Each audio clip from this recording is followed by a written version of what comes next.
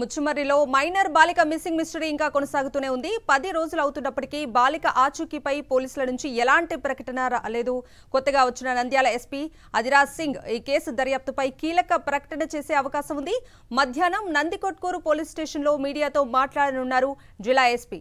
అటు పోలీసుల అదుపులో ఉన్న కొందరిని ఇవాళ రిమాండ్కు పంపే అవకాశం ఉన్నట్లు తెలుస్తోంది. మరోవైపు బాలిక ఆచూకీ కోసం Muchumarri lift irrigation, Krishna back water పరిసరాల్లో ఎన్డీఆర్ఎఫ్ బృందాలు గాలిస్తున్నాయి. ఘటన జరిగిన ప్రాంతంలో సీన్ రీకన్స్ట్రక్షన్ చేస్తున్నారు పోలీసులు.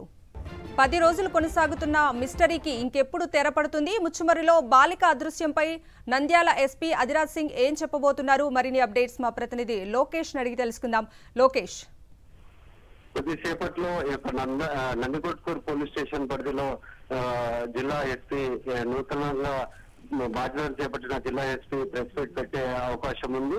ఈ నేపథ్యంలో పూర్తి స్థాయిలో ఒక సీన్ రీకన్స్ట్రక్షన్ అనేది చేయడం జరిగింది. ఏదైతే అదుపులో ఉన్న నిందితులు ఉన్నారో వారిని ముగ్గురిని తీసుకొని ఆ యొక్క కృష్ణా రివర్ ప్రాంతంలో సీన్ రీకన్స్ట్రక్షన్ చేయడం జరిగింది.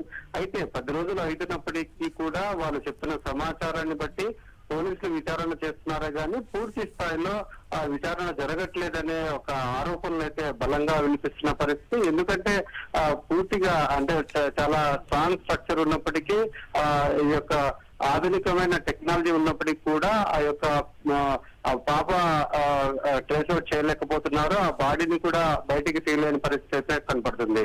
ఏదైతే నిందితులు ముగ్గురు వాళ్ళ పోలీసు అదుపులో ఉన్నారో వారు చెప్పే కథనం అయితే కృష్ణా రివర్ లో పడేశామని చెప్పేసి చెప్తున్నారు. అత్యాచారం చేసిన తర్వాత హత్య చేసి కృష్ణా నదిలో పడేయడం జరిగిందని చెప్పేసి పోలీసులు 10 రోజుల నుండి గాలింపు చర్యలు చేపట్టడం జరిగింది. అంతేకాకుండా ప్రత్యేకమైన బృందాలను, ఎన్డీఆర్ఎఫ్ బృందాలను కూడా ఏర్పాటు చేసి ఆ యొక్క అమ్మాయి బాడీ కోసం వెతుకుతూనే ఉన్నారు. అయితే ఇప్పటిదాకా కూడా ట్రేస్ అవుట్ కాలేని పరిస్థితి.